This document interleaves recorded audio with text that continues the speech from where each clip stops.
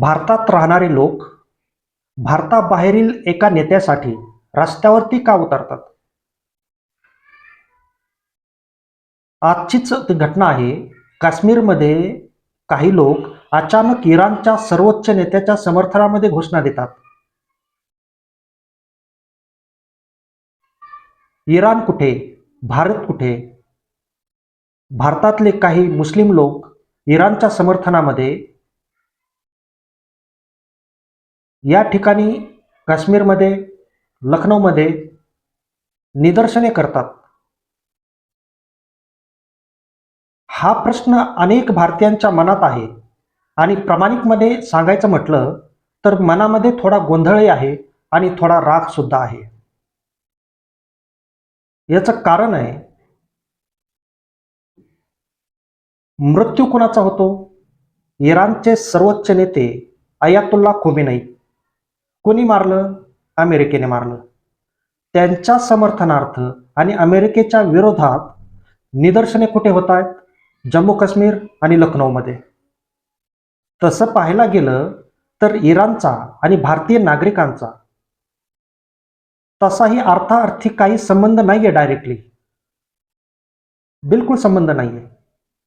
तरी पण भारतामध्ये त्याचे पडसाद उमटायला चालू झालेले आहेत. मनामध्ये एक प्रश्न उभा राहतो की बाबा, खरंच काश्मीर इराणच्या बाजूने उभा आहे का, की यामागे काहीतरी वेगळंच वास्तव आहे? हे आपण समजून घ्यायला पाहिजे. तिथं जर आपण बघितलं तर काश्मीरमध्ये किंवा भारतामध्ये सगळे मुसलमान सारखे नाही आहेत. मुसलमानामध्ये सुद्धा काही मुसलमान सुन्नी मुसलमान आहेत आणि काही मोठ्या प्रमाणामध्ये शिया मुस्लिम आहेत. म्हणजे दोन हे आहेत त्याच्यामध्ये, सुन्नी आणि शिया. आता इथेच खरं कनेक्शन आहे, इथंच खरी गंमत आहे. आणि शिया समाजासाठी इराण हा सर्वात मोठं केंद्रस्थान आहे. म्हणून इराण एक राष्ट्र नाही तर एक शिया मुस्लिमांसाठी धार्मिक मार्गदर्शनाचं केंद्र सुद्धा मानलं जातं. म्हणून भारतातले शिया मुस्लिम हे अयातुल्ला खोमेनी या नेत्याला फक्त राजकीय नेता मानत नाही, तर धार्मिक मार्गदर्शन करणारा आणि त्या शिया मुस्लिमांचा एक लीडर सुद्धा खोमेनीकडे पाहिलं जातं. पण गोष्ट फक्त धर्मापुरती मर्यादित नाहीये. ही गोष्ट प्राकर्षाने आपण लक्षात घ्यायला पाहिजे की काश्मीरमधील अनेक युवकांना असं वाटतं की बाबा, आपले स्थानिक प्रश्नाकडे जगाचं लक्ष जात नाही, म्हणून भारतीय मुस्लिमांना आपला आवाज कुणी ऐकत नाही असं वारंवार वाटतं.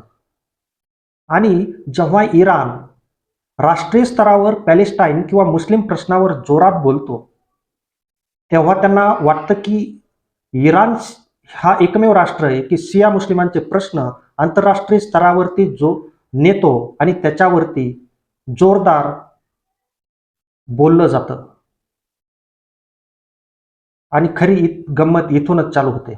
इथूनच भावना तयार होतात. इथूनच भारतीय मुसलमानांच्या भावना इराण मुस्लिमांशी जुळल्या जातात आणि ह्या भावना हळूहळू ओळखीमध्ये कन्वर्ट होतात. मग ही ओळख कधी कधी समर्थनात बदलते, तर कोणाच्या तरी निदर्शनामध्ये, कोणाचा तरी विरोध करण्यामध्ये ही ओळख बदलते. काश्मीरमधील युवक स्थानिक बातम्यांपेक्षा जास्त जागतिक धार्मिक आणि राजकीय परिस्थितीवरती जास्त लक्ष ठेवू नये.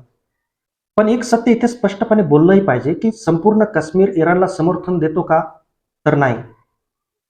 हे असं म्हणणं चुकीचं ठरेल.